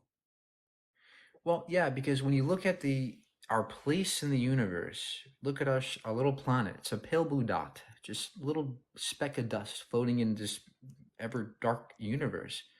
It seems ridiculous and petty to think that we are somehow the center of the universe, that we are the main beneficiaries of some cosmic space wizard. That seems a bit arrogant. It seems a bit egotistical. But When really, you see our place in the cosmos from a larger perspective, and that's why I have a bit of a reserve towards this entity that you call God, because it seems, from my perspective, that there's a bigger picture out there that defies our expectations about the universe. And what do you think that is? I don't know. That's the big question, but we're not going to answer these questions by asserting God. The best way to answer these questions is to poke the universe, go out into the universe, experiment with it. And Like that's what science is doing. experiment with it. How though? What do you mean poke the universe? Well, that's what science does. Every Okay. time we observe fossils, every time we observe space, So every time we look you up believe in the the Big Bang, of telescopes, course? we're poking the universe. You believe in the Big Bang? The Big Bang is a model of the universe that we observe. It's something we observe. So I don't know, man. I just there's no way that I just think we're here by chance and we're just here like that. Okay, great. That's a great insight. But go ahead and you there's nothing you can do with it, right? The best thing you can do in your position is to continue learning about things around you. That's going to enable you to have a larger insight on things, because simply sitting there and holding this opinion is not going to do you any good. Of course. Okay. Well, let me ask you a That's question. why we have I science. want to That's ask why we this have the question. entire endeavor of science to help us learn about the cosmos. That is what you should be doing. Okay. We all have the obligation to do that. Gotcha. Yeah, of course. Yeah. We all have free will, of course. Quick question. So I you don't think so. no, I feel like we definitely have free will. You know, you can do whatever you want as you please whenever. I mean, It feels like it, surely. no, we It do. feels like we have freedom, You can but go I don't use the think we really bathroom. do. You can go use the bathroom. That's free will. But did you choose to have that desire to go to the bathroom, or was it something that your brain told you to do, or your body told you to do, and you're responding Well, to it? I just know I have to use the bathroom. But hey, Exactly. You're responding to things in your someone needs to environment. find his ears. Okay. All right. Quick question, man. So you don't have to answer this, but I mean, if you want to, you can, but you don't have to.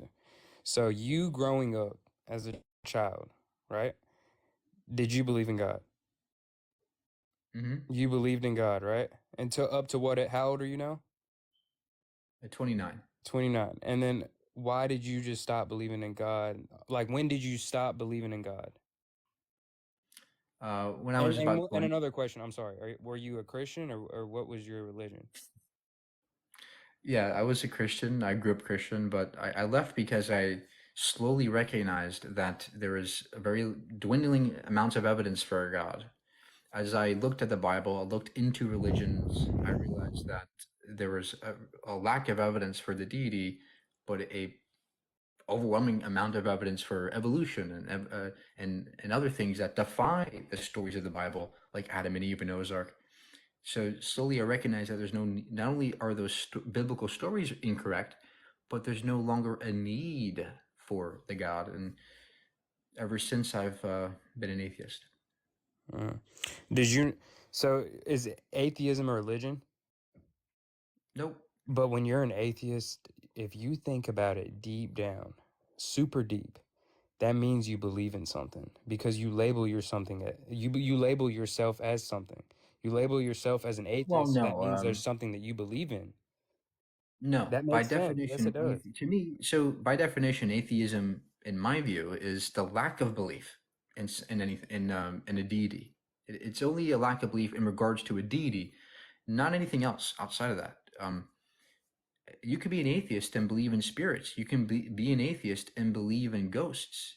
It has nothing to do with anything except for God. So, in that regards, I am an atheist because I don't believe in a God. You don't think you'll ever believe in God again? If there's evidence for it, I will believe. But until that day, no. Evidence how though? What's the evidence that will come to you that will make you believe? Well, apparently nobody has it, but the only one who would have the evidence and who would know how to convince me is apparently God himself. So if God exists, he knows how to convince me. So because he hasn't yet, he either doesn't want me to know he exists or he doesn't exist. So, I mean, this is kind of a stupid question, but I mean, it's worth a shot. So I'm guessing that you're atheist. You never pray whatsoever, ever, to anything at all? Prayer is useless. It works as much as chance. Works as much as chance. In what way? Coincidence. You're just praying, you're just mumbling words, and it doesn't correlate to anything real. Prayer works as much as coincidence. Mm-hmm.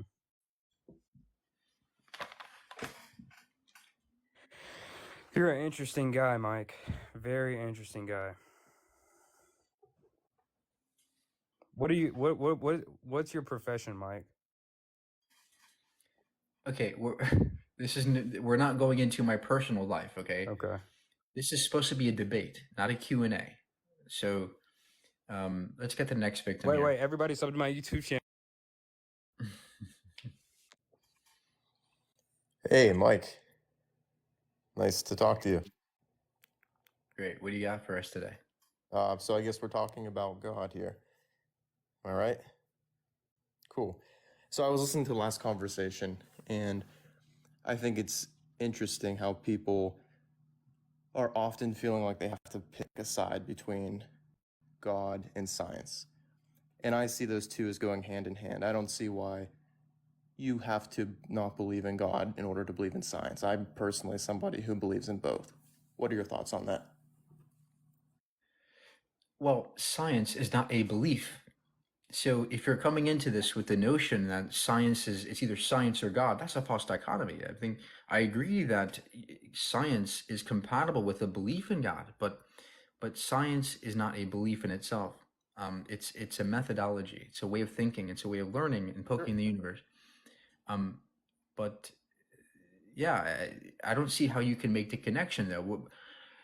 What I would say is that when we look at the world through a scientific lens, like Neil Tyson says, God seems to be this ever-receding pocket of scientific ignorance. In other words, whenever we have gaps in our knowledge in science, it seems that God becomes more and more irrelevant. The more we learn about the universe through science, the more God becomes irrelevant. So that's what I would say. What if I told you, I'm gonna run my belief by you. So I believe in the Big Bang. I believe in evolution. But I also believe that God created the Big Bang and God created evolution. At the beginning of the universe, there was something. Space and time were created at some point. That's what a lot of scientists agree on. So that there had to be some uncaused cause. And is there really a difference between believing in God and believing in whatever elements happen to converge? So when you say that there has to be a beginning or an uncaused cause, that idea, according to relativity, actually doesn't make any sense. Because in relativity, motion is relative, time is relative. So the idea of there being one universal beginning is nonsense, according to Einstein. So I think that this is another example where science is contradictory to many theistic claims, because relativity paints a widely different picture than one in which there is a beginning to everything, or there is a cause of the Big Bang. I think that there's a vastly different picture painted through science than that. I So, think the idea of a beginning is a very intuitive but primitive notion. so are you under the? Is it your opinion that the universe had a beginning, or do you think it's already always existed? We don't. Well, what do you mean by beginning? Time is relative, but I don't know. Was there a I don't know beginning of the, time, do you think, based on the there. scientific evidence out there? Time could be infinite, just like space. Just like all of space exists, all of time could exist out there. So it seems to me that there doesn't need to be a beginning. Do you subscribe to the Big Bang Theory? The Big Bang's evidenced by tons of data. Yes, we can observe the Big Bang. Okay, cool. Let's start there. So, Big Bang, what exactly can we observe to see the Big Bang? We can observe galaxies moving away from each other in space. We can see the redshifting of their light. In other words, as their light goes away from us, it turns red. We could also see the cosmic microwave background radiation. This is microwave radiation that was emitted from the early universe that spilled out into the universe today. So we know that the Big Bang happened. We just don't know the entire story. Mm-hmm. Yep, fair enough. I agree with all that. So if you subscribe to the Big Bang Theory, specifies that there was at some point a Big Bang that created the time-space continuum. Do I have that right? No. Where am I off? The Big Bang is not necessarily the beginning of anything. It is not the beginning of space or time necessarily.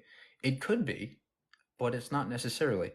There could have been a pre-existing entity, and in quantum mechanics we call it a scalar field. You have a quantum field that fluctuates and yields in the inflationary universe we know today. The point is that the notion of there being a one beginning point is being challenged by lots of science today, and I would withhold any belief in that until the evidence is clear. Yeah, so it seems that something at some point would have had to have always existed. Whether that something is God, whether that something is the universe, we don't know. It seems It that could be way, either. but it seems that way, yeah. Yeah, and what makes this discussion so interesting is that it's naturally puts us at an impasse because you can't prove the absence of something. So you can logically never prove the absence of a God. Likewise, Well, you no, that doesn't follow. Again, God's ill-defined. Whatever God even means, it's irrelevant. But you're right in that I think that the idea or concept of nothingness makes no sense, and there only is something, but it doesn't give you any more credence towards a God. True. Yeah, I mean, it's science is very valid. There's a lot to be said for science. There's also a lot to be said for faith. And I think they come from two different places. One is like a very logical, intellectual understanding. The other one is more so a emotional, soul-based understanding. No, one's an ignorance-based understanding of the universe. One's based on fear and ignorance, that's faith, and the other is based on facts and logic. Faith is useless. It's not reliable in any way. It's just wishful thinking at best. Well, you have faith in things. You have faith in science. Absolutely not. Everything in science is verifiable and falsifiable and evidence-based. How is it verifiable? Because we can test things in science, right? If I purport that there is a fossil in a given geological layer, I can go out and test it and go find the fossil, right? If I purport that there is a certain galaxy in a certain region of space, I can go look at a telescope and find that galaxy. If I hypothesize that there are black holes, I can go out and see them and observe them. Have you empirically done this firsthand all yourself? I don't have to empirically do everything myself. That's why science brings the research to us, and it demonstrates the methodology to us. And if you're skeptical enough, you can go out and do it yourself. Anybody can do science, and that's the beauty of it. Anybody can do science. Sure. I don't dispute that. But what I'm saying is you have faith in the scientific method. You have faith in the scientific community because you're saying that you believe things without having done them yourself. You haven't firsthand seen these things. You're taking the word of the scientific community, which could just as well be made up as religion. I mean, we're not taking their word for it.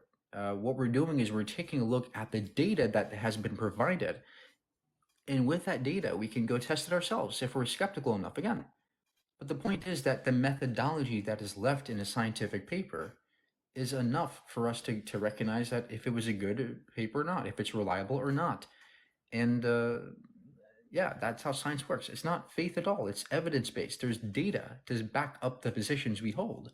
It's never just like, oh yeah, let me just pretend this guy's right. No, we never do that in science. In science, it's always the evidence is there to support that fact. I don't disagree with that. I'm a big proponent of science. I love science. I think science and faith can go together very nicely. But my point is that No, they you can't. still believe No, in this. science. You have faith in Faith is the opposite of science.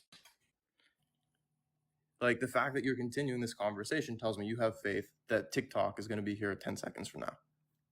You don't know. No, that, there's but you evidence. Look, there's evidence that TikTok is not going to go anywhere because it's a very solid app, right? And I can suppose that hey, it's a reason-based thing to say that TikTok will not vanish in the next 10 seconds. But what data is that assumption There are based reasons.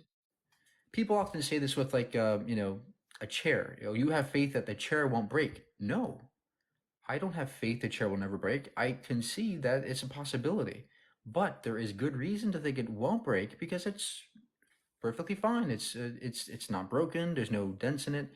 It's perfectly okay. So there's no reason to have faith in that. There's evidence. I'd have faith in nothing. I guess the point that I'm trying to make is everybody has to have faith in something in order for the universe to make sense. No, I have no faith in anything. Everything I believe is based on some kind of evidence or data. So hold on. So how are you defining faith when you talk about faith? Let's make sure we're talking about the same thing here. Faith is belief without evidence. Belief without evidence. Okay.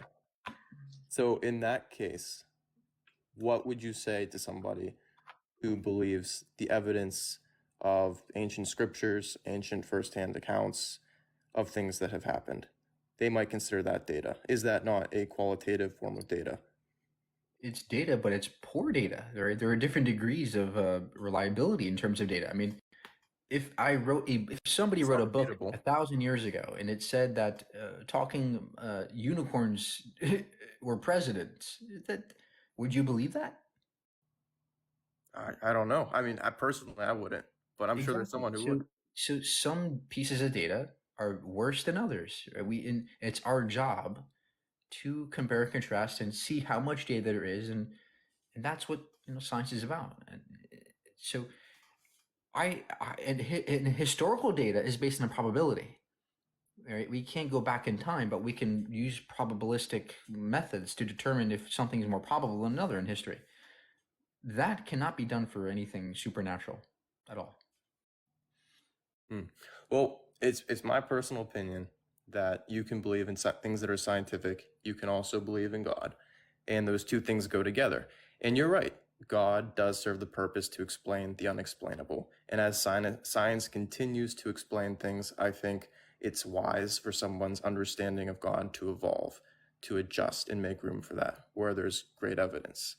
So I still think there's always going to be room for both. And I think at a certain point, they can converge at a spot that makes a lot of sense. And I will say there will always be room for imagination, of course, and that's fine. But there's a point where the usefulness of imagination ends. And that's the problem with religion. There's a threshold it reaches where it's like it's no more useful. Whereas science has no end to the possibilities in terms of its usefulness. There's no end to it. Whereas religion is stuck. It's bottlenecked. Yeah, no, I don't even disagree with that. I think too, there's a difference between, you have to differentiate between religion and God. Like those could be two completely different things. But I will say, yes, by the way, religion does not explain anything, by the way. God does not explain anything at all. No, it doesn't. It only purports to have an explanation, but does not demonstrate it. Right. Yeah, I think, who knows? Like, maybe there's a God, maybe there's not. But I think if there is, we know ultimately nothing. Even considering science, compared to all there is in the universe, all of human knowledge altogether is just a speck of what there is. And Okay, great. And that does nothing for you. But okay, thank you. Yeah, no, I know. That makes perfect sense to me. But logically speaking, as somebody who's logically minded, who believes in science, believes in God, and I know not to get lost in the semantics of belief, but logically speaking, everything that is intelligently made was made by something. You look at that on Earth, you have that. It just logically to me, it seems that the logical can't come from the illogical. At some point, something had to make sense. The logical is an emergent property of the illogical, right? We know that matter, the brain is made of matter, right? The brain is made of cells, which are made of matter, which are made of atoms. We know that single atoms don't have intelligence or logic, but when you have multiple atoms configured in such a way, it could yield logic. So logic is an emergent property of something that's not logical. It's emergence. This is something that applies to life, consciousness, and rationality. You don't need intelligence to make intelligence. Yeah. Well, I disagree. I think at some point something intelligent has to create something intelligent. I think there's a lot in motion. Then who made God? Because by your logic, somebody intelligent made God. He always was. There has to be something at the beginning. Then we can say the universe always was. Absolutely. Yeah. Okay, great. So adding God to the equation does nothing for you. This is the problem with religion. You've reached the threshold of usefulness. So what's the difference between believing the universe has always existed, and God always existed? And who's to say that God isn't just the universe, experiencing himself subjectively? Added baggage. The belief in God has added baggage to it, whereas the universe doesn't. That's the difference. Both are in the same boat in regards of evidence or data, but one of them has an extra added claim to it, which makes it, according to Occam's razor, less explanatory. What's the claim that you're referring to? What? What's the claim you're referring to? The added claim? The claim of God. You're adding it to the equation for no reason. Well, could God not be the universe? If you want to say that God is the universe, that they're synonyms, congratulations. All you've done is relabeled something that already exists. You still haven't done anything useful. I think it could be useful if it helps someone make sense of the universe they live in. I think that's pretty useful. No, it doesn't. Why would you even add the word God to make it more confusing? God is such an ambiguous word. The universe is I would never use that word to describe the universe. Universe is an ambiguous term as well. Different people understand. Not as ambiguous as God. Let's get the next guest in here. Please keep tapping and please subscribe to the YouTube. Thank you. All right, so we could get straight to it, I guess. God, is imaginary in a sense, and according to scripture, like if you're going by the Bible. But the fact that there is like life, or like if I were to say I wanted to prove to you that there was a God, I would say something like, look at life, and then I would go back to say that God would be the source of life, or like just like the other guy was saying, the universe. Okay. That's what it was. But I think people like trying to label that source. How old are you? 33. Okay. When you say the word life, what do you mean? Well, I just mean like life, like plant life, human life. I don't know the terms for like how the Big Bang, all that, like the source of existing, and all that. Okay, well, to me, biologically, life is just a biological process, reproduction, replication. That's Right. Metabolism. That's what it seems to be. To me, life is explained by biology, by basic chemistry. There's no reason to tack on some deity to life. I think life is explained naturally and wholeheartedly. There's no need to add some deity. So I don't see why adding God explains life at all. The fact that, but I don't got the correct background on like the word God. How did it come about? Somebody trying to describe that source that I'm talking about, like how you say biology, it explains life. So it's like when you put God, because for me, it's like I can't put God in a box. You can't put, like you said, you wouldn't describe the universe like what you say. You wouldn't describe it as God. You know, you would have your description. You know, and a lot of times that goes off your personal your personal perspective or your personal thought on what the source of your of life is. Correct. So to say there I is think this is very confusing. I think what you should do is go back to the drawing board and start reading more, start learning more about the world around you. Learn what life is, learn about biology, learn about science. I think that'll drastically really help you a lot. Because it seems like you don't really know what you're talking about, to be frank. well, I just told you that God will be the source of basically all things, and you got to get technical about what's the definition of life and all that. So I just answered the question. You know, you said it was a debate. I don't know what a source of life. I don't know what a source means. I mean, I don't know what it. I don't even know what that would mean. A source for everything. Does it make any sense? Okay, so y'all was talking about the Big Bang Theory, right? Now, you can't. Excuse me. Yeah, you don't know what the Big Bang is. That's why you guys. There has to be a point where you go learn about the world around you before you come up to these kind of lives, because these are big questions which require big. I know a lot. Yeah, I just I don't know what you're trying to get at, man. Are you trying to say that like everybody that has had experiences with God and supernatural things, you think that we're like all those people, including myself, are like some type of schizophrenic that we didn't experience the No, I'm things not. in I never life said. that I never said any of that. yeah. Are you saying that people in life aren't experiencing God? Because I could assure you they are. Show it. Demonstrate God to me. I don't have to demonstrate anything to you. Okay. Have a good day. Like, don't come up here and say I don't want to talk to you, right? Give me a demonstration of God. If not, go away. Hey, what do you got?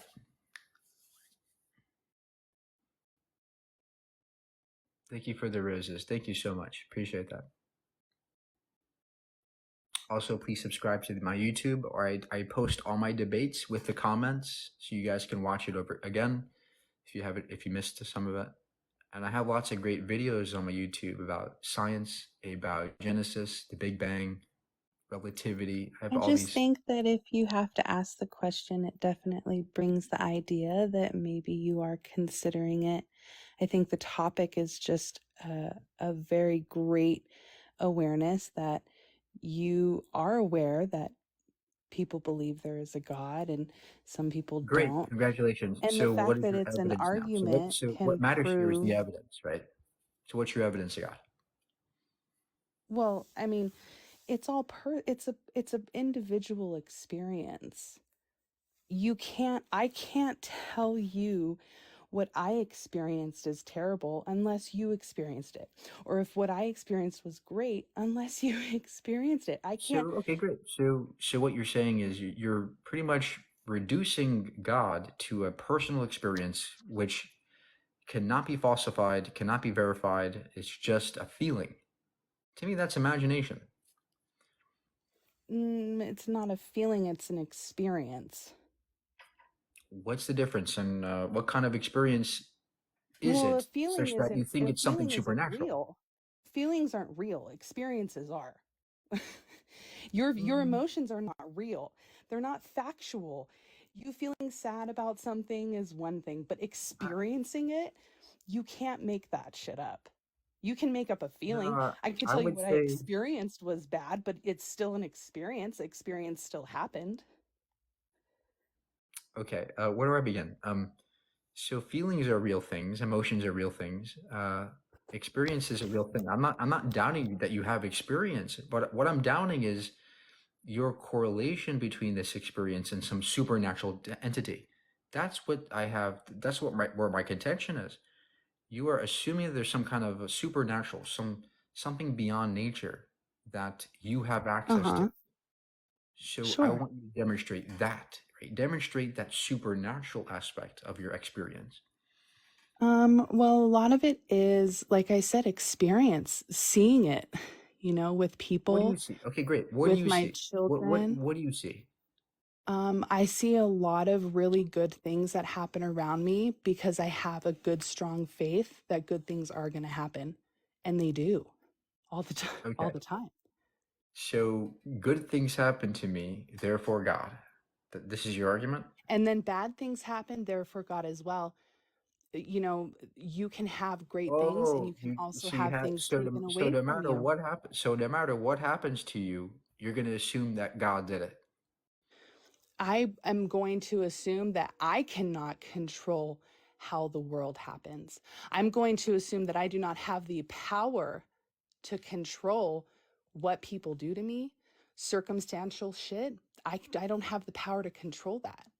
But if I'm going to choose to have a power in something, it's going to be something good, something that can protect.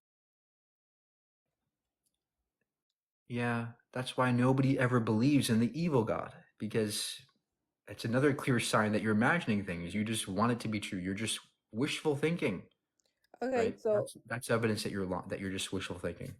are you saying God is not real? Or are you just saying Correct. God is imaginary? Both.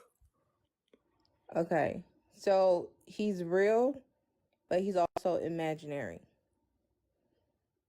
No, he's not real and imaginary. So there's something called infinite, right? There's also something called it's possible, right? Anything's possible, but we live in our own bubble. You're just not accessing what's possible. Okay, great. So show me what's possible with God. You have to Go do ahead. that. I can't do it for you. How do I do it? How do I do it? I can't do it for you. You gotta know yourself. What do I do? So you're asking me? Is there a ritual I have to perform? Do I have to No. say ooga booga? You have to do it Do I have yourself. to incense and candles and pepper and salt? Like what do I do? What's the ritual? No, you have to figure that out for yourself. I can't tell you. You choose not to believe. This could apply to any belief. Like, oh, Mira, there's unicorns out there. You have to see for yourself. I can't help you. There's I've never unicorns seen a though. They're gonna unicorn, help right? you. I They're never gonna make seen you a win the unicorn, lottery. but I The can't say that leprechauns, they're not real. the leprechauns are gonna help you. You have to see for yourself. So you're saying only seeing is believing. You have to see it for it to be real. No, I need to measure it in some way. I need evidence of it. I need some way of falsifying it. But where do you get your information from? Reality. What do you mean by that? So you're listening to what you trust. No, I listen to what the evidence demonstrates. I listen to what reality is showing us. I don't listen to what I feel. I listen to what the evidence shows. But Right? you're That's listening how to science works. what information they give you. If you go on Google and you look up God, right? What's the definition of God? Superhuman.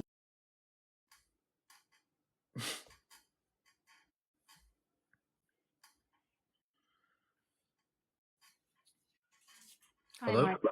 Hi, Mike. Hey, what do you got for us? Can you hear me? Mm-hmm. Okay, because I'm having a problem with my speaker. Sorry. I just have one question. Have you lost like your mom or dad or brothers or sisters that have passed on? I have a quick question. My immediate family, no. Thankfully, no. Okay. But yes, outside of that, yes. Okay, so someone close to you that's passed away, like it's recent. It's not from a long time ago. It was a while ago, ma'am. What is your point? So those people, the person you're talking about, existed at one point, correct? And you knew that person was real. But when the person dies and they're no longer around, but we talk to them and we go visit graves and we do all that, we tell our children all about them, but our kids can't see that person. Our kids don't know who that person was that you're grieving over or talking about. But you believe in them because they did exist at one point.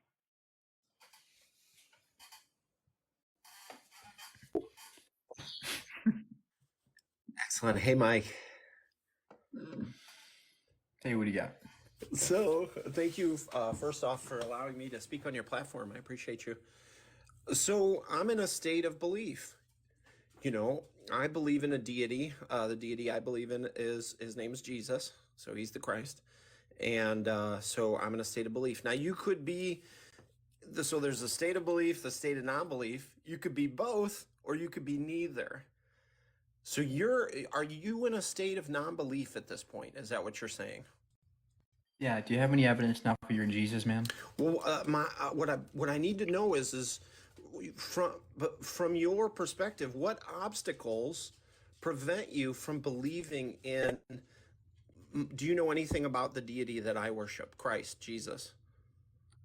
Yeah, he's a magic man that walked on water and turned his body into bread like a muffin man. Died, came back. He lived like way long ago. Became a zombie. So yeah, what 3 days obstacles? later, came back. What Now, do you have obstacles? any evidence for that now? Well, what obstacles prevent you? The lack of evidence. The lack of evidence. So you need like concrete evidence that no one could dispel. No, just any evidence that points to God existing. Do you have any? Any evidence? Yeah, I've got my own little thing. But it's not gonna really. I'm gonna join in with the rest of the Christians and say that it's not. Nobody's gonna come in here and say, "Here's the evidence for you."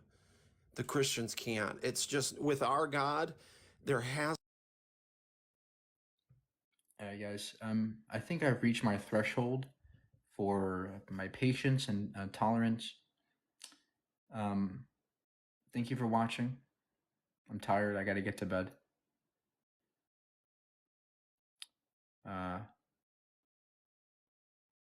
Just keep learning, guys. And these are big questions to ask. Keep learning, right? The way you answer these questions is to learn, expand your knowledge.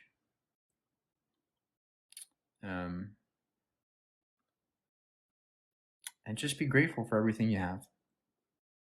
You know, be grateful.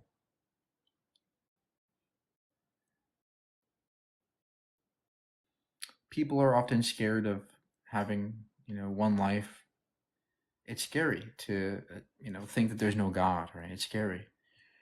But you recognize that life becomes more precious. Life becomes more amazing when you recognize that there is no God. You recognize the fragility, the preciousness of life, how rare and finite we are. It puts more importance on ourselves. So just keep thinking, keep learning, and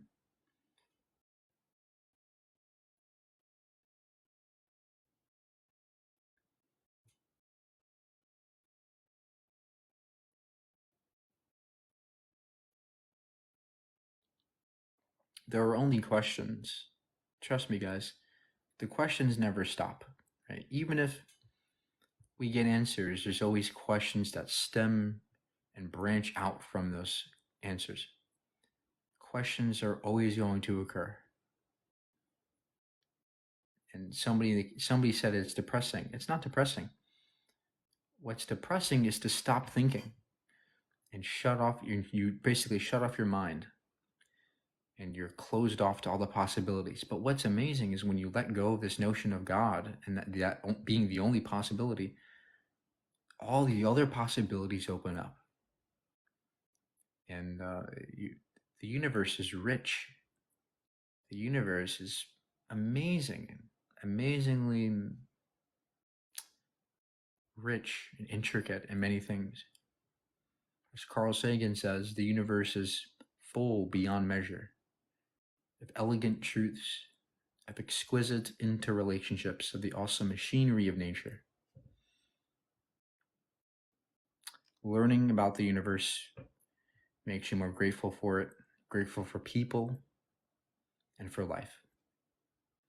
So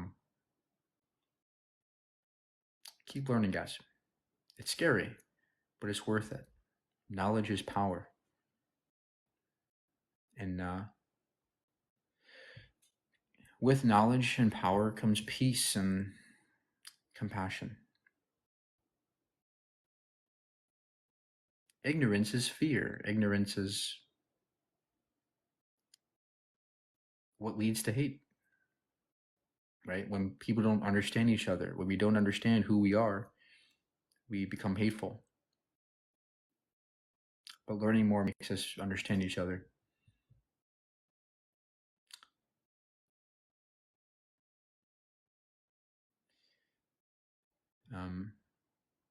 And we see this, the prime example is in, people that are anti-LGBT, right? It's like they don't understand who they are. They don't understand that being LGBT is something natural, something normal. So people who don't understand that are going to be hateful towards them. And that's why learning is the answer to all the problems you have in your life.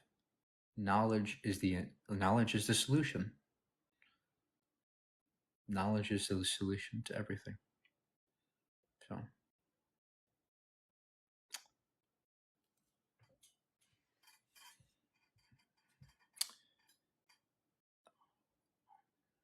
and the only way to start your journey is to let go of these notions of there being one possible thing, one God, or one spirit.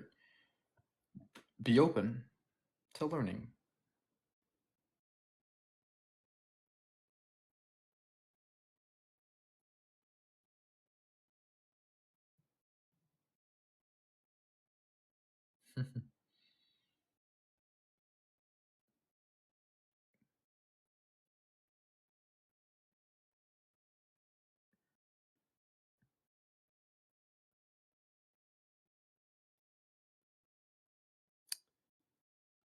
¿Dónde estás? I live in America. Where do you go when you leave this world? Well, that question itself carries with it lots of baggage, emotional baggage, right? When you say, where do I go when I die? That's you being fearful that you don't go somewhere. We all want to go somewhere. We all want to live on. So, of course, you're going to ask that question, where do I go when I die? But maybe we don't go anywhere. Maybe when we die, that's it. And instead of being scared about that, why not embrace the fact that you are alive now, right? We're so focused on the afterlife that we forget the now life. Live, be present, enjoy life, be grateful for it. Don't worry so much about the afterlife. It's not worth it because the only life we know we have is this one. We don't know what else is out there. There could be a whole universe out there beyond this one. But let's enjoy the one we have. It's the only one we know we have and the only one we have. So don't waste it. Every day I wake up grateful to be alive. Every day. Every day I try to be as kind as I can. Because we are precious, because we're rare. Humans' life, it's a rare thing. Something very fragile, very delicate. So we can't waste it. So this is something that really becomes a potent understanding when you leave religion.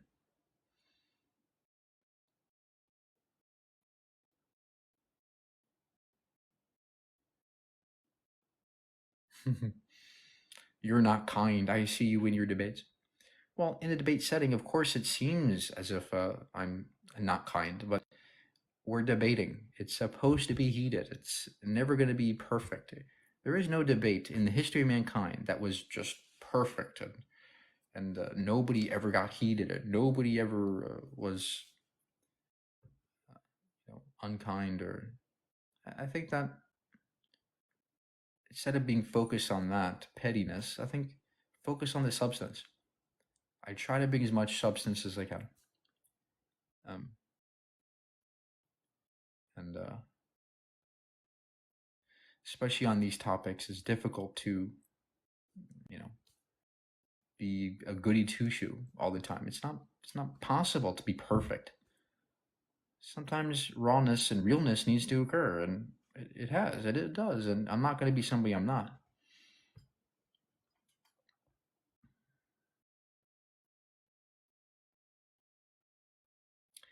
The Drake equation. Yeah, that's a cool equation.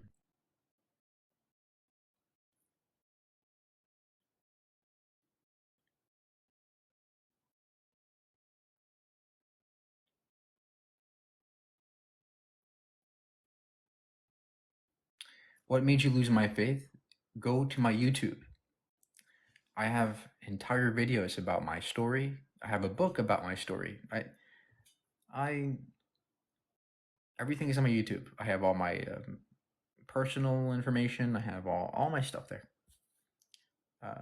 Arguments for God, arguments against God. Go take a look at my YouTube. It's all there. So thank you guys. Have a good night. And take care of each other.